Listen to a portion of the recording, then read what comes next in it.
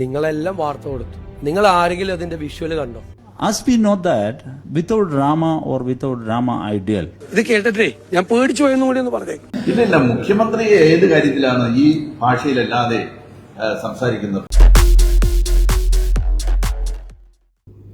Hi, എല്ലാവർക്കും നമസ്കാരം. കഴിഞ്ഞ 2 മാസമായി കേരളത്തിൽ കമ്മ്യൂണിസ്റ്റ് ഭരണം ഇറങ്ങുകയും വി.ഡി. സതീശന്റെ നേതൃത്വത്തിലുള്ള കോൺഗ്രസ് സർക്കാർ ഭരണത്തിലേറുകയും ചെയ്ത ഈ സമയത്ത് ഇപ്പോൾ കണ്ടുവരുന്ന ഒരു മനോഹരമായ കാഴ്ച എന്ന് പറഞ്ഞു കഴിഞ്ഞാൽ, പ്രതിപക്ഷത്തിരിക്കേണ്ട CPM നേതൃത്വത്തിലെ അണികളും നേതാക്കന്മാരും ഒക്കെ കോമഡി ഷോ അവതരിപ്പിച്ചുകൊണ്ട് ദിവസവും ജനങ്ങളുടെ മുന്നിൽ അപഹാസ്യരാകുന്ന ഒരു ദൃശ്യമാണ്. സത്യം പറഞ്ഞു കഴിഞ്ഞാൽ CPMന്റെ ഈ ദയനീയ സ്ഥിതി കണ്ട് ചിരിക്കണോ കരയണോ എന്ന് അറിയുന്ന പോലുമില്ല കഴിഞ്ഞ ദിവസങ്ങളിലൊക്കെ.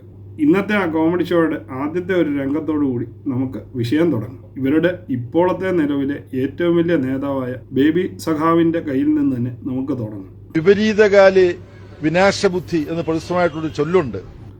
നമ്മളൊക്കെ കൊച്ചിലെ മുതൽ കേൾക്കുന്ന ഒരു പഴഞ്ചൊല്ലാണ് വിനാശകാലെ വിപരീത ബുദ്ധി എന്നുള്ളത്. കഴിഞ്ഞ ഇലക്ഷന് കേരളത്തിലെ ഭരണം പോയതോടുകൂടി ചാനൽ അടിച്ചുപോയി എന്നുള്ളതിന് ഏറ്റവും വലിയ തെളിവാണ് നമ്മളുടെ നേതാവ് ബേബി സഖാവിന്റെ കയ്യിൽ നിന്ന് തന്നെ കാണുന്നത്. പറയേണ്ടതൊക്കെ തലതിരിഞ്ഞു പോകുന്ന രീതിയിലാണ് സഖാവ് പ്രതികരിക്കുന്നതെന്ന് ഈ കാണുന്ന വീഡിയോയിൽ നിന്നും മനസ്സിലാവും.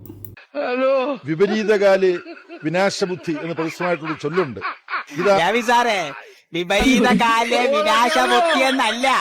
സഖാവെ, ഞങ്ങൾ കേട്ടിരിക്കുന്നത് വിനാശകാലേ വിപരീത ബുദ്ധി എന്നാണ്. ഇത് പിന്നെ സഖാവ് ഡൽഹിയിലായതുകൊണ്ട് അവിടുത്തെ പ്രതിപക്ഷത്തിനെതിരെയാണ് പുള്ളി പറയുന്നത്. ഇനിയും നമുക്ക് നാട്ടിലേക്ക് വരാം. നാട്ടിലേക്ക് വന്നു കഴിഞ്ഞാൽ ഇവിടെ നിലവിൽ പാർട്ടിക്ക് സഹിക്കാൻ പറ്റാത്ത ജനപ്രീതി നേടുന്ന വി.ഡി. സതീശന്റെ വായിൽ നിന്ന് വരുന്ന ഓരോ വരികളെയും ഇഴകീറി പരിശോധിക്കുകയാണ് ഇന്ന് CPM പാർട്ടിയിലെ ബുദ്ധി രാജാവായ ബുദ്ധി രാക്ഷസനായ പി. രാജീവ്. മുഖ്യമന്ത്രി കഴിഞ്ഞ ദിവസം ഒരു ഉദ്ഘാടന വേദിയിൽ സംസാരിച്ച ചില വാക്കുകളുടെ ഇഴകീറി പരിശോധിക്കുന്ന ആ ധർമ്മമാണ് നമ്മളുടെ ഈ സഖാവിന്റെ മെയിൻ ജോലി.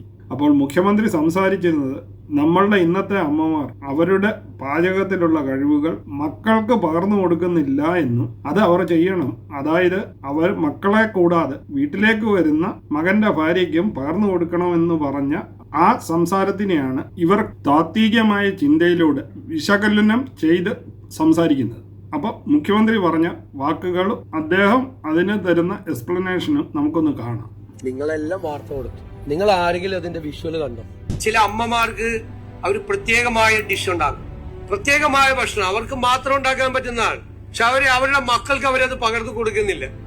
ആ മക്കളെ കൊണ്ട് കൂടിയോ അല്ലെങ്കിൽ മകന്റെ ഭാര്യയായിട്ട് വരുന്ന ഒരാൾക്കെങ്കിലും ആ ഒരു ഭക്ഷണത്തിന്റെ പ്രത്യേകത പകർന്നു കൊടുക്കാൻ കഴിയണം. മക്കൾക്ക് പകർന്നു കൊടുക്കുന്നില്ല എന്നാണ് പറഞ്ഞത്. അതും കൊടുക്കണം. വീട്ടിലേക്ക് പുതിയതായിട്ട് വരുന്ന ആളാണ് മകന്റെ ഭാര്യ, അവർക്കും കൊടുക്കണം എന്ന് പറഞ്ഞതിൽ എന്ത് സ്ത്രീവിരുദ്ധതയാണ്. ഇതിന്റെ താത്വികമായ ഒരു അവലോകനം പി. രാജീവ് നടത്തുന്ന ആ സംഭാഷണമാണ് ഇനി നമുക്ക് കാണേണ്ടത്. ഇതൊക്കെ കണ്ട് നിങ്ങൾക്ക് തലയ്ക്ക് വട്ടാകരുതെന്ന് മാത്രമേ എനിക്ക് പറയാനുള്ളൂ. അപ്പോൾ നമുക്ക് പി. രാജീവ് ഇതിനെ എങ്ങനെയാണ് വിശദീകരിക്കുന്നതെന്ന് നോക്കാം. വിവാഹം കഴിച്ചു വരുമാണ്. അപ്പൊ നമ്മുടെ നാട്ടിലെ പെൺകുട്ടികൾ വീട്ടിൽ വിവാഹം കഴിച്ച് പുരുഷന്മാരാരും വീട്ടിലേക്ക് വരുന്നില്ല, സ്ത്രീകൾ മാത്രമേ വീട്ടിലേക്ക് വരുന്നുള്ളൂ. ഈ പുരുഷന്മാർക്കും കൂടി പറഞ്ഞു കൊടുക്കണം എന്ന് പറയാമായിരുന്നില്ലേ?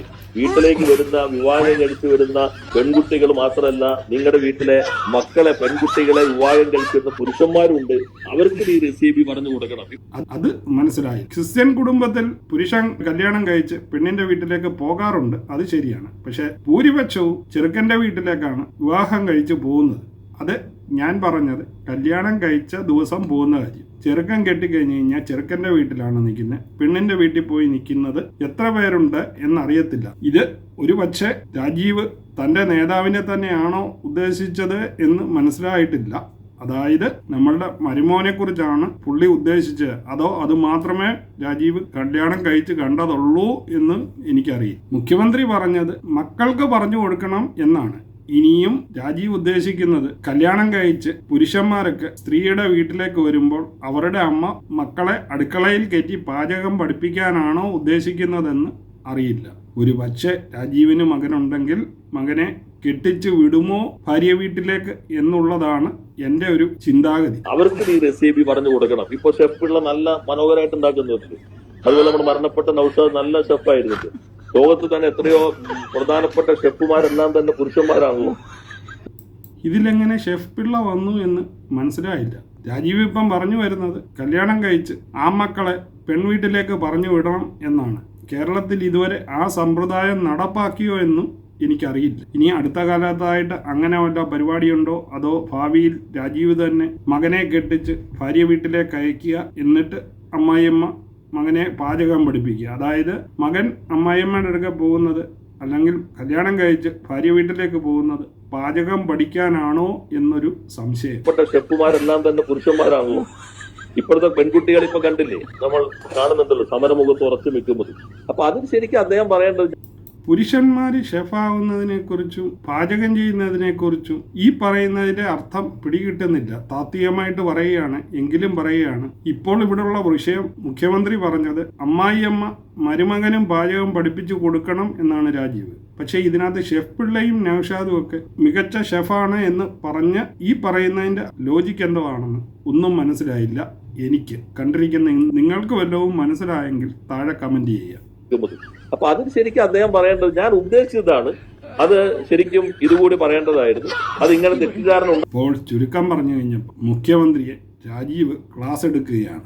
എങ്ങനെ മുഖ്യമന്ത്രി ഈ വിഷയത്തിൽ സംസാരിക്കാമായിരുന്നു എന്നുള്ളത് നമുക്കൊന്ന് കേട്ടു നോക്കാം.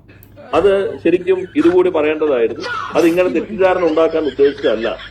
അത് ഈ ഇത്തരത്തിലുള്ള അറിവുകൾ ഭാവിയിൽ വരുന്ന പുരുഷനും സ്ത്രീയും ഉൾപ്പെടെ എല്ലാവർക്കും കൈമാറണം എന്നാണ് ഞാൻ ഉദ്ദേശിച്ചത്. സ്ലിപ്പ് ഓഫ് ടങ്കിൽ എന്തെങ്കിലും വന്നിട്ടുണ്ടെങ്കിൽ അത് ഇത്രയേ ഉള്ളൂ എന്ന് പറയേണ്ട സത്യസന്ധതയാണ് മുഖ്യമന്ത്രിയിൽ നിന്ന് കേരളം പ്രതീക്ഷിച്ചിരുന്നത്.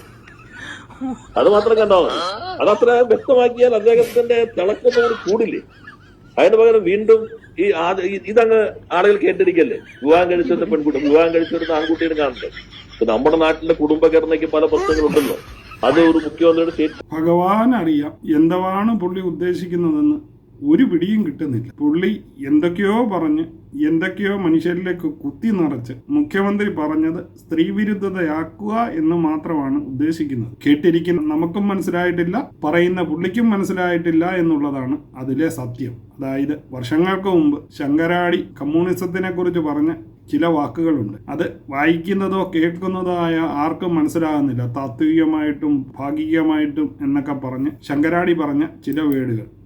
അതിൻ്റെ ഏറ്റവും വലിയ തെളിവല്ലേ ഇന്ന് സോഷ്യൽ മീഡിയയിൽ കാണുന്ന ഓരോ പോസ്റ്ററും അതിന് താഴെ വരുന്ന പ്രതിപക്ഷത്തിനെ തെറിയൊള്ളിച്ചുകൊണ്ടും നിരന്തരം ആക്രമിച്ചുകൊണ്ടിരിക്കുന്ന കമന്റുകളും. ഒരു പരിധി വരെ കോൺഗ്രസ്സുകാർ എഴുതുന്ന കമന്റാണ് എന്ന് പറയാമെങ്കിലും സാധാരണക്കാരന്റെ കമന്റാണ് ഇതിൽ കാണുന്നത് എന്ന് ഇവർക്ക് മനസ്സിലാകുന്നില്ലേ. ഏതായാലും ഇത് സ്ഥിരമായി തന്നെ തുടർന്നുകൊണ്ടിരിക്കാനാണ് പ്രതിപക്ഷത്തിന്റെ പ്ലാൻ എങ്കിൽ വെറുതെ ഒരു കോമഡി ഷോ മാതിരിയായി തീരുമെന്നുള്ളത് സത്യമാണ്. അപ്പോൾ ഈ വീഡിയോ ഇവിടം കൊണ്ട് നിർത്തുകയാണ്. വീണ്ടും അടുത്തൊരു വീഡിയോയുമായി കാണാം. അതുവരെ നിങ്ങൾക്കെല്ലാവർക്കും ഗുഡ് ബൈ.